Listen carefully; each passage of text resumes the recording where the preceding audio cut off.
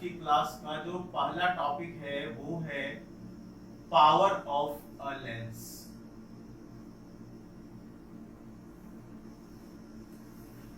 Power of a lens, सबसे पहले इसकी डेफिनेशन, लेंस की पावर को हम डिफाइन कैसे करते हैं।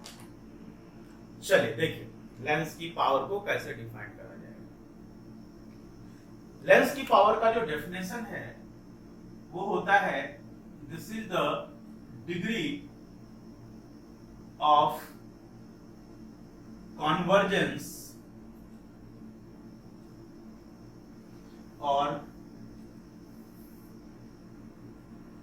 Divergence of a lens.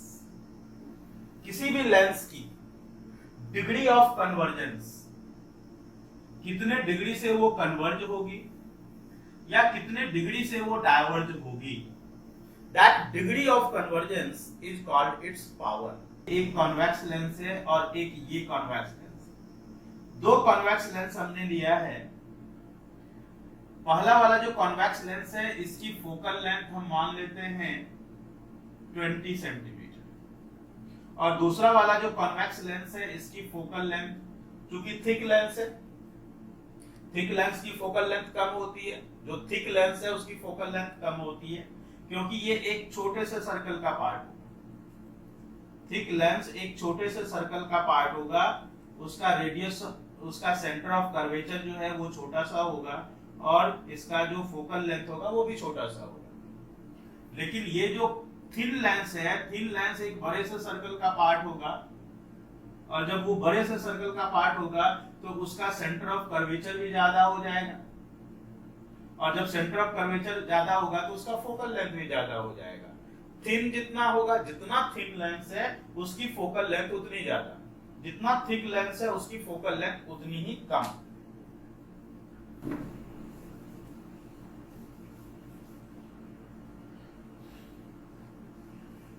तो यहां पे हमने दो लेंस लिया है। एक लेंस की फोकल लेंथ है 20 सेंटीमीटर और इस लेंस की फोकल लेंथ है 10 सेंटीमीटर। अगर हम दोनों का एपर्चर बराबर ले लें, मान लेते हैं कि दोनों का एपर्चर बराबर है,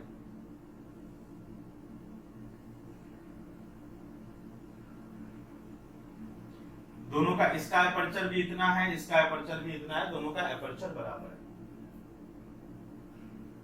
इसका फोकल लेंथ यहां पे है और इसका फोकल लेंथ नजदीक होगा।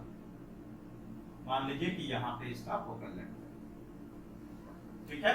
इसका बड़ा फोकल लेंथ चूंकि पतला लेंस है और इसका छोटा फोकल लेंथ चूंकि लेंस थिक है।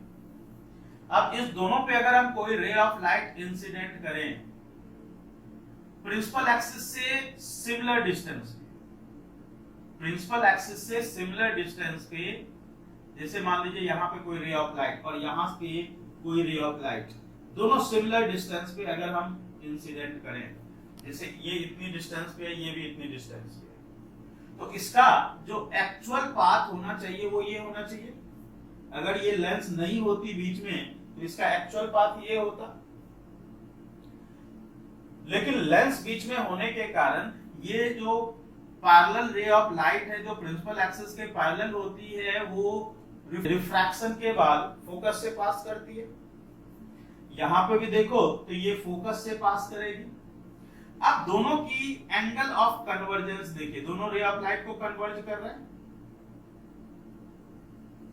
दोनों की एंगल ऑफ कन्वर्जेंस देखिए, जिसका फोकल लेंथ कम है उसका कन्वर्जेंस ज्यादा है, जिसका फोकल लेंथ ज्यादा है उसका कन्वर्जेंस कम है। ये डिग्री देखिए, ये एंगल आप यहां से एंगल देखें कितने एंगल से कन्वर्ज हुआ है, ये कितने एंगल से कन्वर्ज हुआ है। दोनों की अगर एंगल ऑफ कन्वर्जेंस देखेंगे तो इसकी एंगल ऑफ कन्वर्जेंस कम है जिसकी फोकल लेंथ ज्यादा है और इसकी एंगल ऑफ कन्वर्जेंस ज्यादा है जिसकी फोकल लेंथ कम है।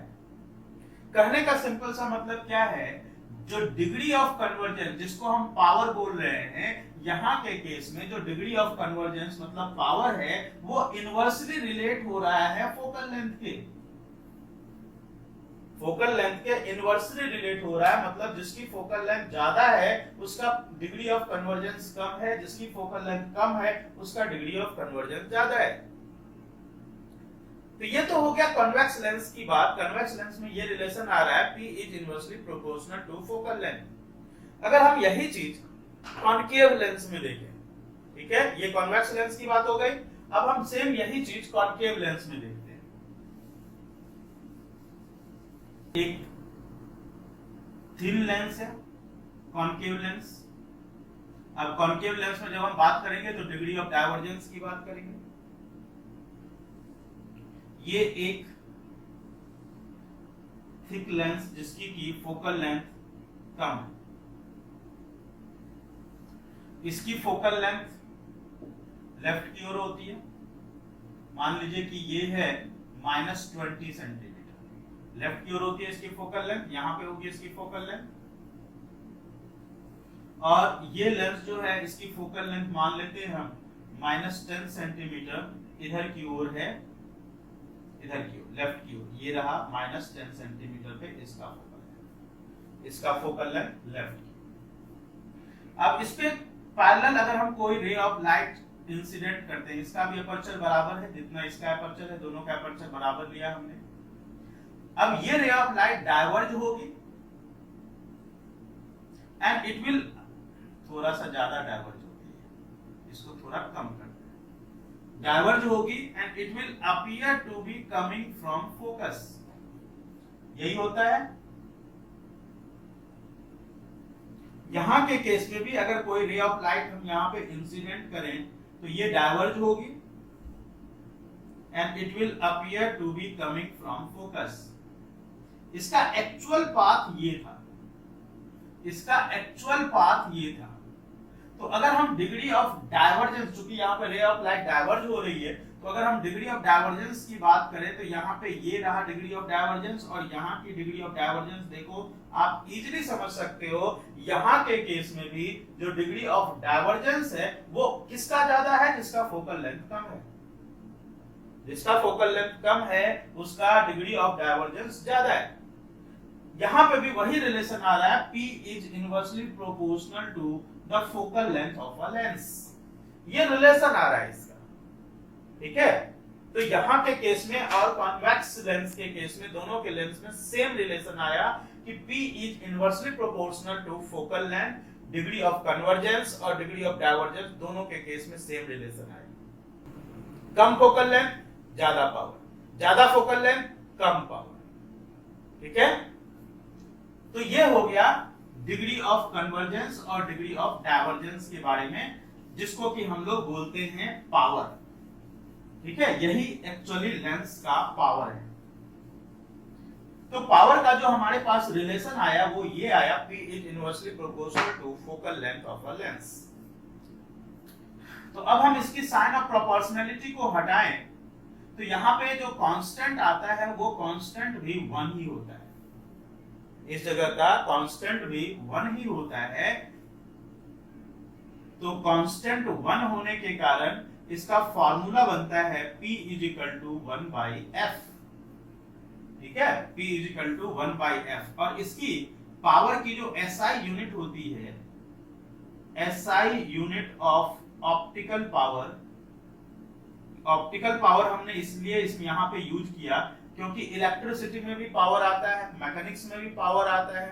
तो यहाँ पे हमने ऑप्टिकल पावर टर्म यूज किया सो दैट आपको ये क्लियर रहे कि ये ऑप्टिक्स के टर्म में, लाइट के टर्म में यूज किया जा रहा है। SI unit of optical power is dioptre, DIOPTRE, dioptre. इसको हम लोग कैपिटल D से डिनोट करते हैं, हमेशा इसको कैपिटल D से डिनोट किया जाता है डायोप्टर को। तो अगर मान लीजिए पावर का जो फॉर्मूला आपके पास आया है 1/f, यहां से अगर आपको 1 डायोप्टर की डेफिनेशन लिखनी हो, 1 डायोप्टर की डेफिनेशन लिखनी हो तो कैसे लिखोगे? पावर 1 डायोप्टर कब होगा? पावर 1 डायोप्टर कब होगा? देखिए P is equal to 1/f है। हमने आपको बोला कि डिफाइन करना है पावर इज 1 डायोप्टर। तो वन डायोप्टर कब होगा, जब focal length of the lens कितना होना चाहिए, focal length of the lens होना चाहिए कितना, 1 मीटर। वैसी केस में लेंस का जो पावर होगा, that power will said to be 1 diopter. So power is said to be 1 diopter when focal length of the lens is 1 meter. 1 diopter कब होगा, जब focal length of the lens कितना होना चाहिए, 1 मीटर होना चाहिए। इसी जगह पे अगर -1 डायोप्टर की बात कर, अभी जो अगर हम +1 डायोप्टर की बात कर रहे हैं तो वो कौन सी लेंस के लिए बोल रहे हैं, वो हम बोल रहे हैं कॉन्वेक्स लेंस के लिए। अगर इसी जगह पे -1 डायोप्टर बोलते तो फोकल लेंथ कितना हो जाता, -1 मीटर। ठीक है, फोकल लेंथ -1 मीटर हो जाता। चलिए अब इस पे बेस्ड हम लोग देखते हैं थोड़े से कॉम्बिनेशंस ऑफ पावर के बारे में। Combination of different powers of lens. जैसे मान लीजिए कि यहां पे एक लेंस है, इसके साथ टच करके एक दूसरा लेंस रखा हुआ है, फिर यहां पे एक तीसरा लेंस रखा हुआ है, फिर यहां पे एक चौथा लेंस रखा हुआ है।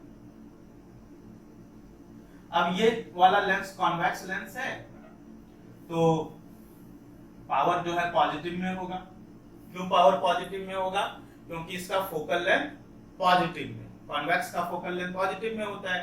तो कॉन्वेक्स का जब फोकल लेंथ पॉजिटिव में है तो पावर भी किस में आ जाएगा, पॉजिटिव में आ जाएगा। जैसे जो बच्चे स्पेक्स लगा रखे हैं, आपको पता होगा कि मैक्सिमम बच्चों का जो स्पेक्स का पावर होता है वो कौन सा होता है, नेगेटिव में होता है। नेगेटिव में क्यों होता है, रीजन क्या है नेगेटिव में होने का, क्यों नेगेटिव में होगा, क्योंकि उसका फोकल लेंथ क्या है, नेगेटिव है। कौन सी लेंस है, कॉन्केव लेंस है। अगर कॉन्केव लेंस होगा तो फोकल लेंथ नेगेटिव हो जाएगा, लेफ्ट की ओर फोकल लेंथ हो जाएगा। और जब फोकल लेंथ ही नेगेटिव हो गया तो पावर क्या हो जाएगा, ऑटोमेटिकली नेगेटिव। जैसे मान लीजिए कि कोई लेंस है जिसकी फोकल लेंथ है, कॉन्केव लेंस है मान लेते हैं, और इसकी फोकल लेंथ है -20 सेंटीमीटर सपोज कर। कौन सा lens, concave lens. Concave lens का फोकल लेंथ किधर होता है, लेफ्ट की ओर होता है, तो फोकल लेंथ हो गया -20 सेंटीमीटर। तो इसका पावर कैसे निकलेगा, P इक्वल टू, अभी क्या फॉर्मूला बताया, 1/f। f किस में होना चाहिए, मीटर में होना चाहिए। तो मीटर में होना चाहिए तो पहले हम सेंटीमीटर को किस में कन्वर्ट करेंगे, मीटर में कन्वर्ट करेंगे। तो यहाँ पे आ जाएगा -20 डिवाइडेड बाय 100, ये कट के आ गया -0.2 मीटर। ठीक है, फोकल लेंथ कितना आ गया, -0.2 मीटर। अब पावर निकालनी है तो P इक्वल टू क्या कर लो, 1/-0.2 कर लो। अब -0.2 डिवाइड करो इसको, तो 0 ऊपर लेके गए, -10/2 हो गया। तो उस लेंस का पावर कितना आ गया, -5 डायोप्टर आ गया। माइनस का मतलब कॉन्केव लेंस, प्लस का मतलब कॉन्वेक्स लेंस। क्यों कॉन्वेक्स लेंस, क्योंकि कॉन्वेक्स लेंस जो है उसका फोकल लेंथ राइट की ओर है। तो जब फोकल लेंथ राइट की ओर है, ये नीचे वाला टर्म नेगेटिव होगा। जब नीचे वाला टर्म नेगेटिव होगा तो पावर नेगेटिव, नीचे वाला टर्म पॉजिटिव होगा। फोकल लेंथ अगर पॉजिटिव है, कॉन्वेक्स लेंस है, मान लीजिए ये लेंस है, कॉन्वेक्स लेंस की हम बात कर रहे हैं। अभी तो कॉन्केव लेंस की बात कर रहे थे, अब हम कॉन्वेक्स लेंस की बात करें। तो कॉन्वेक्स लेंस है तो फोकल लेंथ उसका जो है, अगर मान लेते हैं हम 10 सेंटीमीटर है या फिर 40 सेंटीमीटर, सपोज करो 40 सेंटीमीटर है, ठीक है, 40 सेंटीमीटर है। तो कॉन्वेक्स है तो राइट साइड में होगा फोकल लेंथ, जो है पावर फोकल लेंथ 40 सेंटीमीटर। तो पहले हम उसको मीटर में कन्वर्ट कर लें, 40 डिवाइडेड बाय 100। हमेशा याद रखिए, अभी अपने तुरंत बताया था आपको, P equal to 1/f। f किस में होना चाहिए, मीटर में होना चाहिए। तो पहले इसको मीटर में कन्वर्ट कर लीजिए, 0.4 मीटर आ गया। अब पावर निकालोगे इसका, तो 1/0.4, this will be 10/4, this will be 2.5 dioptre. तो अगर पॉजिटिव में पावर है तो इसका मतलब वो कौन सा लेंस है, कॉन्वेक्स लेंस है। अगर नेगेटिव में पावर है तो इसका मतलब कौन सा लेंस है, कॉन्केव लेंस। ठीक है, तो जब भी पॉजिटिव और नेगेटिव की बात करें, अब जैसे यहाँ पे मान लीजिए कि 4 लेंसेज है, यहाँ पे 4 लेंसेज में देखो 2 लेंस मैंने क्या बनाया, कॉन्वेक्स बनाया है, 2 लेंस कॉन्केव बनाया है। कॉन्वेक्स है ना, +5 डायोप्टर। ये कॉन्केव है, इसका हमने ले लिया -2.5 डायोप्टर। फिर से कॉनकेव है, इसका हमने फिर से पावर ले लिया माइनस सपोज करें 1.5 डायोप्टर, और ये कॉन्वेक्स है, पॉजिटिव में लेना पड़ेगा, इसका हम ले लें +3 डायोप्टर। अब पूछा इसका कॉम्बिनेशन का पावर कितना होगा, इस पूरी कॉम्बिनेशन का पावर कितना होगा। तो जब कॉम्बिनेशन का पावर निकालेंगे तो power total will be P1 plus P2 plus P3 plus P4, जितने भी लेंसेज हैं सबको आप साइन के साथ ऐड कर दीजिए, जितने भी लेंसेज सबको साइन के साथ ऐड कर दीजिए, तो टोटल पावर यहाँ पे जो हो जाएगा, स्टार्ट करें +5, क्या है -2.5, ये क्या है -1.5, फिर ये क्या है +3, तो ये टोटल जो है +5 और +3 कितना हो गया 8, -2.5 और -1.5 -4, तो पावर टोटल इस कॉम्बिनेशन का क्या आ गया, पावर टोटल इस कॉम्बिनेशन का आ गया 4 डायोप्टर। ठीक है, ये इस पूरी कॉम्बिनेशन का पावर आ गया। सीधा आपको करना क्या है, जो भी पावर्स गिवन है सबको साथ में ऐड कर दें, बस और कुछ नहीं। अगर मान लीजिए इसी कॉम्बिनेशन का आपसे पूछा जाता, इस कॉम्बिनेशन का फोकल लेंथ बताइए, कॉम्बिनेशन का focal length, individual focal length नहीं पूछा है।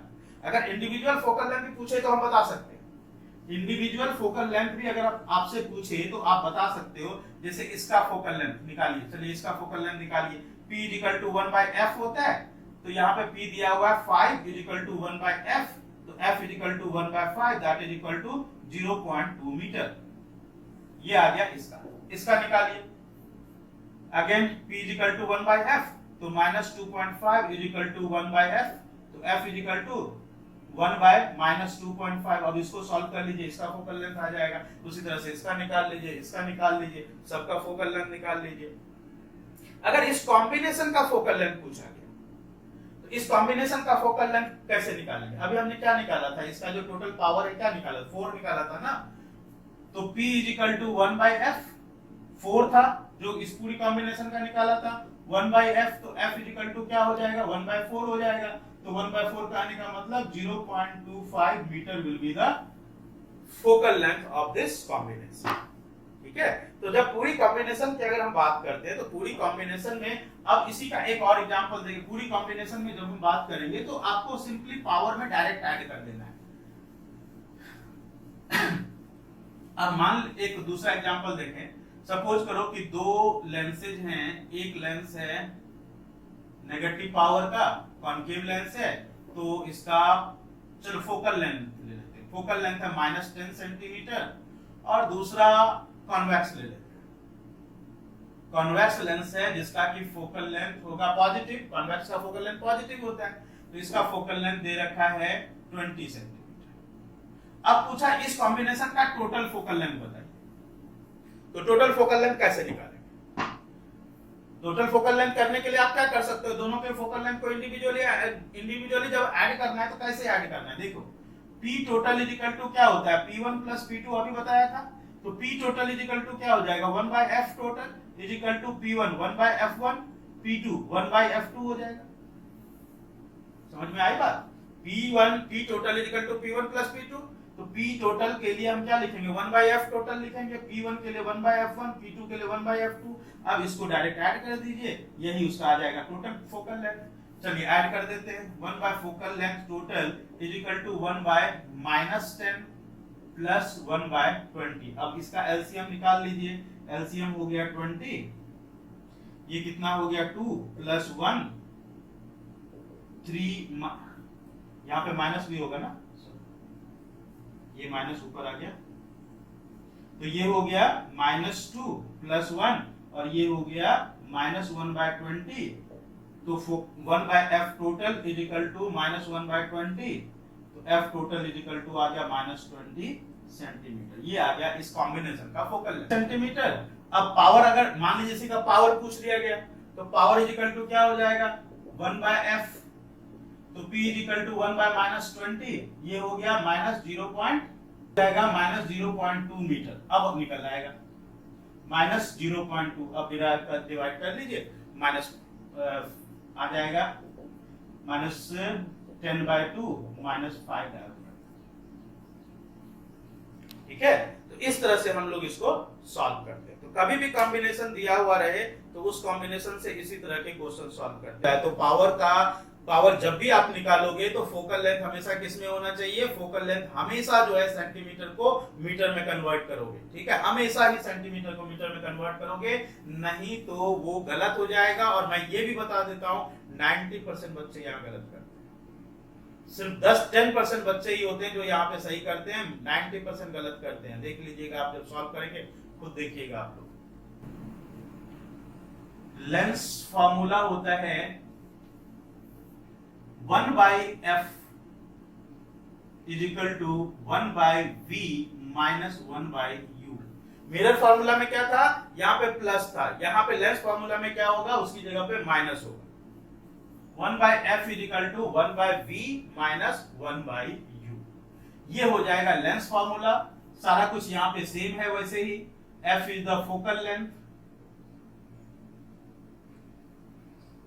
फोकल लेंथ पॉजिटिव होगा इसके लिए, कॉन्वेक्स के लिए, चाहे वो कॉन्वेक्स लेंस हो चाहे वो कॉन्वेक्स मिरर हो, दोनों के लिए फोकल लेंथ क्या हो जाएगा, पॉजिटिव हो जाएगा।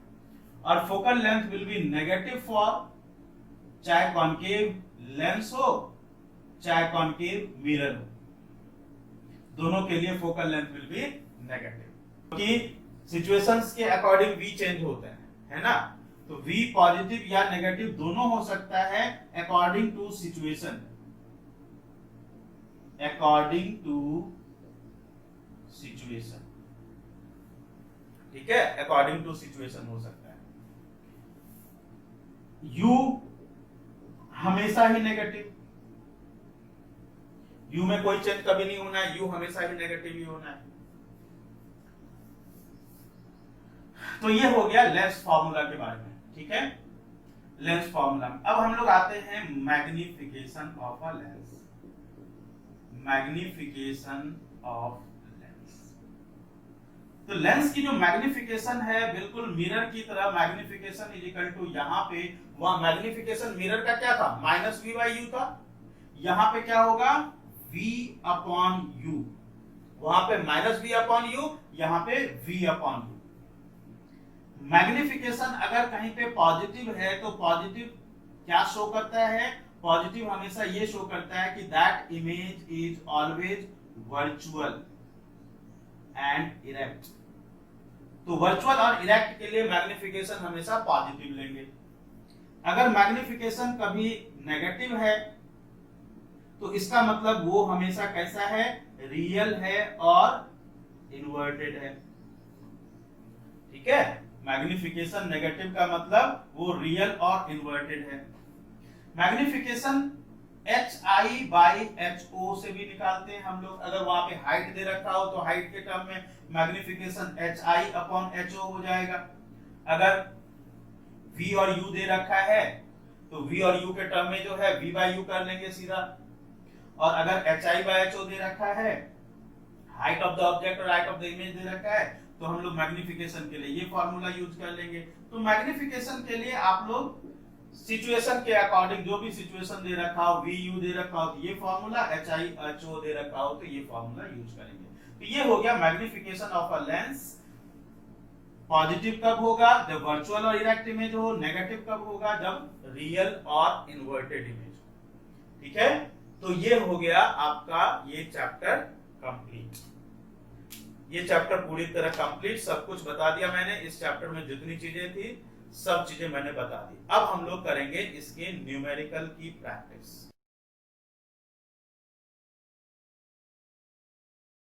रे डायग्राम की प्रैक्टिस जरूर कर लेनी है, तभी न्यूमेरिकल सॉल्व होगा, नहीं तो सॉल्व होगा ही नहीं। निश्चित है कि नहीं सॉल्व होगा, पक्की बात है।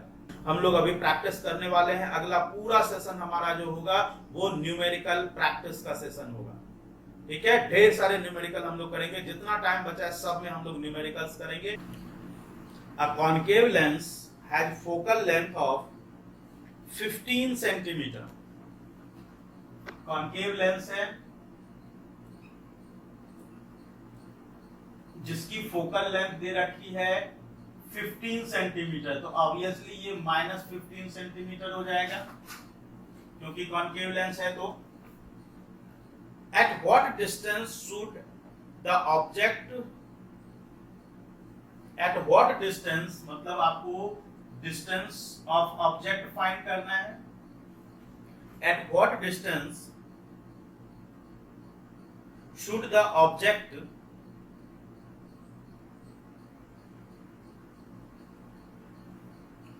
from the lens be placed so that it forms an image at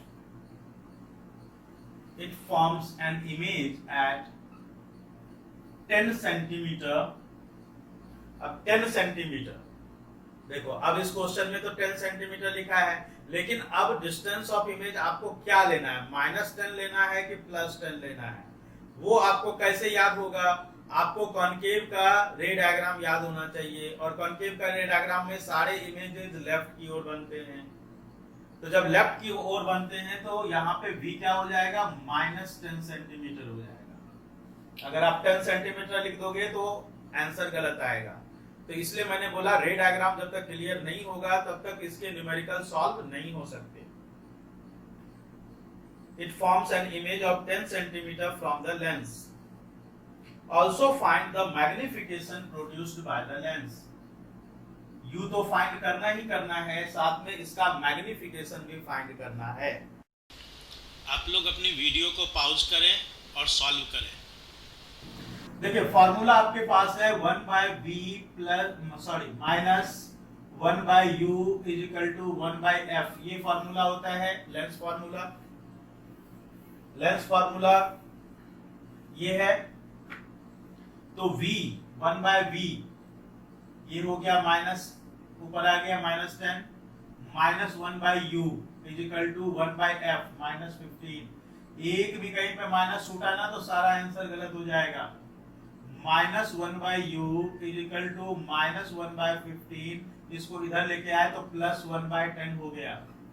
तो -1/u is equal to LCM आ गया 30, -2 + 3, तो -1/u इज इक्वल टू हो गया 1/30, तो u is equal to -30 centimetre. Unit मत छोड़िए, यूनिट कभी गलती से भी मत छोड़िए, मार्क्स कट जाते हैं। अब मैग्निफिकेशन निकालते हैं। मैग्निफिकेशन का फॉर्मूला v/u होगा। v कितना है इसमें -10, u कितना है -30, तो ये आ गया माइनस का कैंसिल हो गया, तो ये आ गया +1/3, this is 0.33। Magnification is 0.33। Okay, चलिए नेक्स्ट क्वेश्चन लिखें। चलिए लिखिए next question. A 2 centimeter tall object, height of the object दे रखा है 2 centimetre, is placed perpendicular to the principal axis of convex lens. Lens है कॉन्वेक्स लेंस।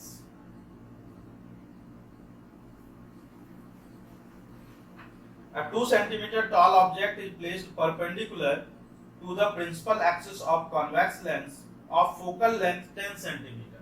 अब चूंकि कॉन्वेक्स लेंस है तो फोकल लेंथ इसका पॉजिटिव में होगा, पॉजिटिव में लिखेंगे। कॉन्वेक्स का फोकल लेंथ पॉजिटिव होता है, चाहे वो मिरर हो चाहे वो लेंस हो, तो इसको पॉजिटिव में लिखेंगे। The distance of object from the lens is 15 centimeter. The distance of object from the lens is 15 centimeter. आपको पता ही है कि u जो है वो हमेशा नेगेटिव लिया जाता है, क्योंकि u हमेशा लेफ्ट की ओर होता है, माइनस एक्स एक्सिस पे होता है। तो the distance of object from the lens is 15 centimeter. Find nature find out करना है। नेचर का मतलब क्या, कि वो रियल है कि वर्चुअल है, ये बताना है। दूसरी चीज आपको जो बतानी है इसमें nature, position and size. Position बतानी है आपको ऑब्जेक्ट की, कहने का मतलब v फाइंड आउट करना है, और साइज का मतलब height of the image find out करना है। ये 3 चीजें बतानी है आपको। आप लोग अपनी वीडियो को पॉज करें और सॉल्व करें। लेंस से लेंस फार्मूला यूज करेंगे 1/v minus 1/u is equal to 1/f।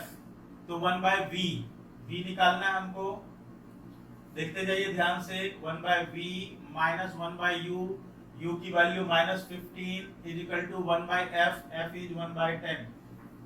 तो 1/v माइनस माइनस प्लस हो गया, प्लस 1/15 इज इक्वल टू 1/10। तो 1/v is equal to 1/10 minus 1/15। LCM कितना आ गया 10 और 15 का 30, ये आ गया 3 तो 1/30। तो v की वैल्यू आ गई 30 सेंटीमीटर। जब सारी वैल्यू यहाँ सेंटीमीटर में है तो वहां पे सेंटीमीटर ही होगा। अब हम लोग आते हैं मैग्निफिकेशन में। तो मैग्निफिकेशन इज इक्वल टू क्या होगा, v अपॉन u होगा। v कितना है 30 है, u कितना है -15 है। तो मैग्निफिकेशन क्या आया -2। माइनस मैग्निफिकेशन कब होता है, जब इमेज कैसी होती है, रियल एंड इन्वर्टेड इमेज होती है। दो चीजें आपको पता चल गई, मैग्निफिकेशन यहाँ से -2 से रियल एंड इन्वर्टेड, और v की वैल्यू पता चल गई। अब हम लोग आते हैं हाइट ऑफ द इमेज में। Magnification is equal to hi/ho formula है। तो -2 इज इक्वल टू hi आपको कैलकुलेट करना है, और ho की वैल्यू 2 दे रखी है। तो height of the image will be -2 into 2 -4 centimetre. तो ये तीन चीजें आपको पता चल गई, ठीक है। Height of the image is -4, real and inverted image magnification minus से पता चला, रियल एंड इन्वर्टेड इमेज, और v की वैल्यू 30 सेंटीमीटर। कोई बात नहीं, कोई बात नहीं, जो गलत करते हैं वही आगे सही करते हैं, क्योंकि उन्हीं को पता चलता है ना गलती कहाँ पे है। कोई बात नहीं, गलती होना is not a big problem, ठीक है। कोशिश नहीं करना इज अ बिग प्रॉब्लम। चलिए नेक्स्ट क्वेश्चन लिखें। Inverted image of a needle of an object at a distance of 50 centimetre from it. मतलब ये राइट की ओर है, मतलब ये हो गया +50। Find where is the object placed in front of convex lens, where is the object placed in front of convex lens if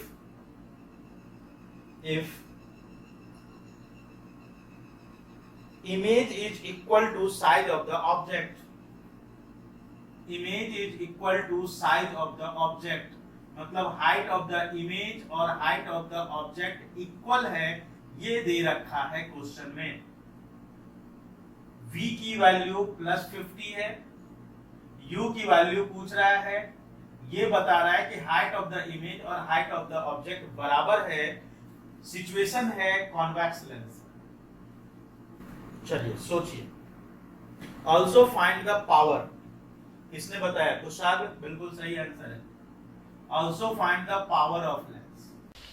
आप लोग अपनी वीडियो को पॉज करें और सॉल्व करें। ये तो आपको पता चल गया ना कि ये एक ही सिचुएशन में हो सकता है जब v और u दोनों सेम हो, और ऑब्जेक्ट प्लेस कहाँ पे होता है, at 2f पे ऑब्जेक्ट होता है, तभी के सिचुएशन में होता है। इसका मतलब u की कंडीशन, यहाँ पे u की पोजीशन आ गई -50 सेंटीमीटर, u हो गया -50 सेंटीमीटर, ठीक है। जिसका जिसका पावर +4 है वो सारा का सारा सही है, ठीक है, मैं सही है। तो u की वैल्यू ये आ गई, ये 2f पे है ऑब्जेक्ट, मतलब फोकल लेंथ कितना हो गया, फोकल लेंथ इसका हो गया 25 सेंटीमीटर, ठीक है। फोकल लेंथ इसका कितना हो गया 25 सेंटीमीटर हो गया। और जब फोकल लेंथ आपको 25 सेंटीमीटर पता चल गया तो मीटर में हो जाएगा 0.25 मीटर, और power is equal to 1/f, 1/0.25, this will be 4 diopter. Yes, 4 diopter will be the answer. चलिए अगला क्वेश्चन करते हैं।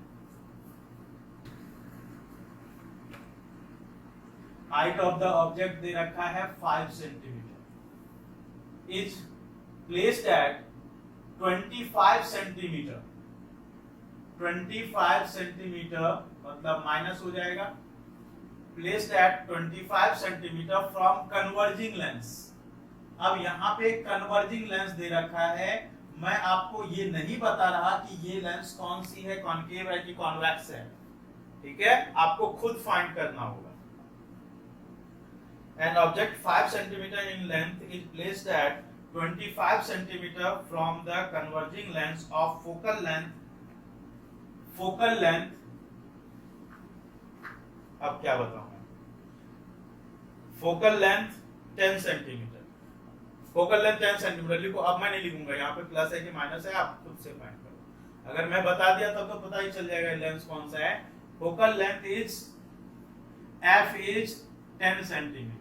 ओके, अब आप खुद फाइंड कीजिए। कन्वर्जिंग लेंथ है, फोकल लेंथ इज 10 सेंटीमीटर। आप खुद बताइए इसका फोकल लेंथ क्या होगा, प्लस होगा कि माइनस होगा? ठीक है, find the distance of object and height of the image. Find the distance of object and height of the image. आप लोग अपनी वीडियो को पॉज करें और सॉल्व करें। देखो, कन्वर्जिंग लेंस का सीधा सा मतलब है कि वो एक कॉन्वेक्स लेंस है। मैंने बोला था इस तरह के क्वेश्चन डायरेक्ट आते हैं, कुशाग्र सही है, डायरेक्ट आते हैं। आपको कन्वर्जिंग या डाइवर्जिंग लेंस दिया रहता है, तो ये रहा सीधा देखिए क्वेश्चन, एनसीईआरटी का एक क्वेश्चन है। तो फॉर्मूला हम लोग यूज करेंगे 1/v minus 1/u is equal to 1/f।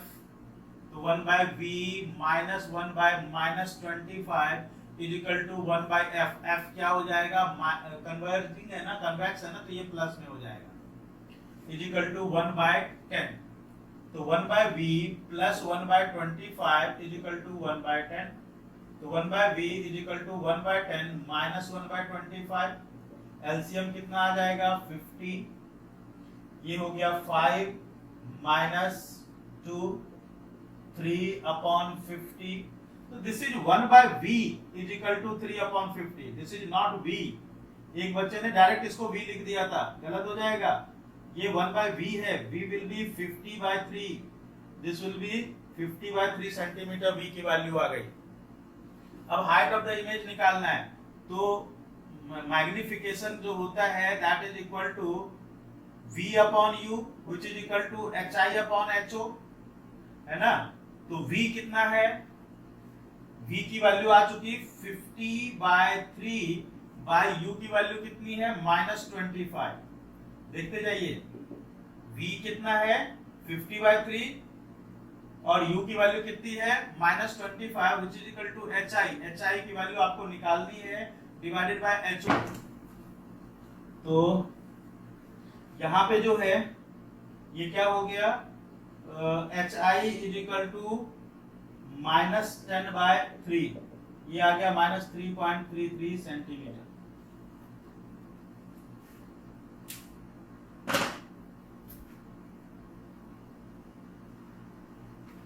ठीक है, सेंटीमीटर लिखना मत भूलिए, कभी भी जो है यूनिट लिखना मत भूलिए। जो हम लोग एनसीईआरटी के बाहर के क्वेश्चंस करेंगे। अभी तक हमने एनसीईआरटी के कर रहे थे, अब एनसीईआरटी के बाहर के क्वेश्चंस करेंगे।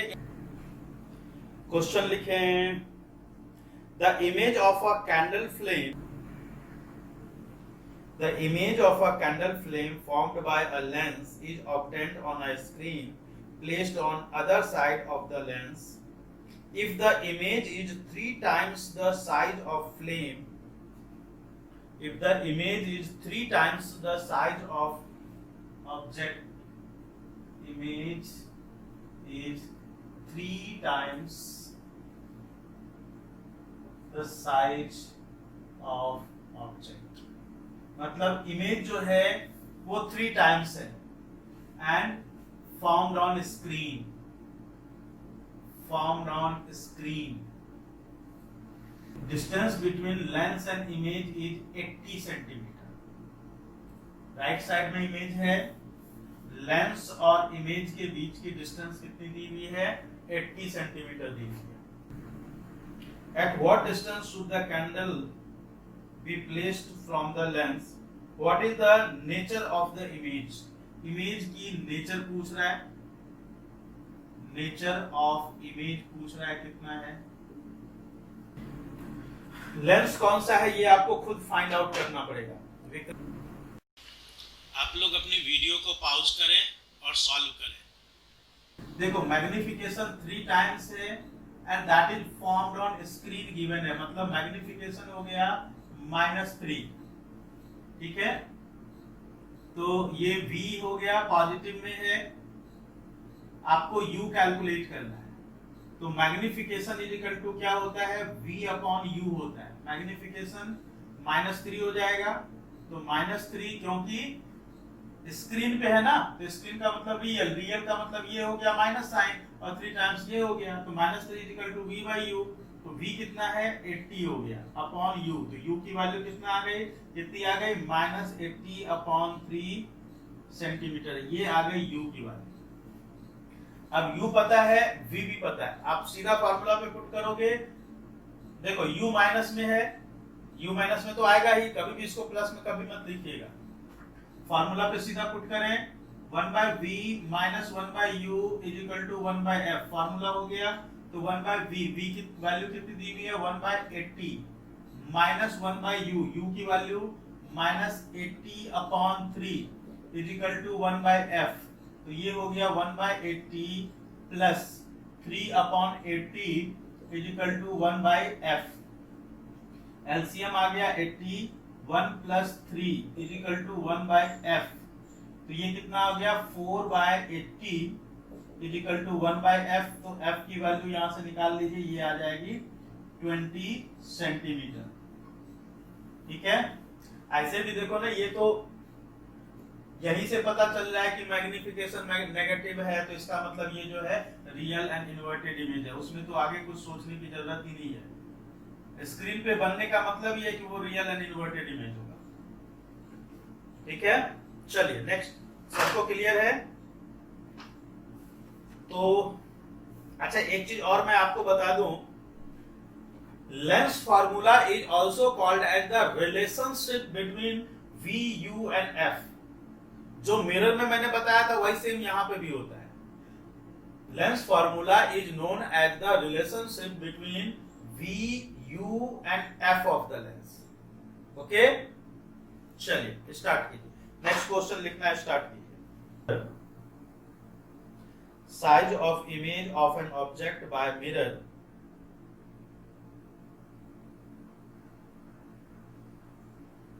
having a focal length of 20 centimeter is observed to be reduced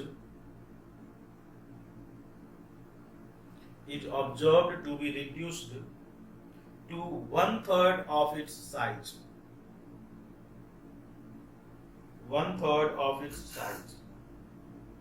Find the distance of object. Find the distance. हाँ, एक आंसर सही आया था अभी, जिसने भी आंसर किया था, जिस भी बच्चे ने, उसका आंसर सही था। Size of image of an object having f 20 centimeter is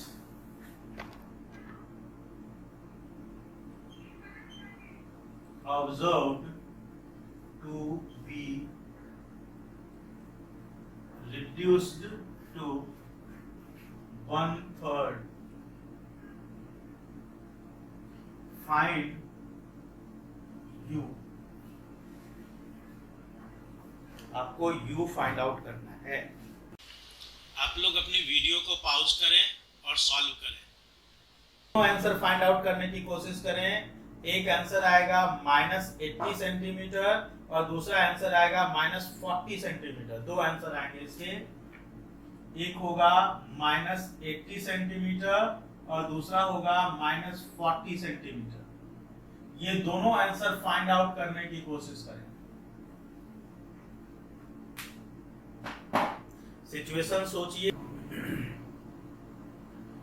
सबका आंसर आ गया दोनों? किसका नहीं आया? किसका नहीं आया? हाथ उठाओ। सबका आ गया? सबका? चलिए, सबका आ गया तो बहुत अच्छी बात है।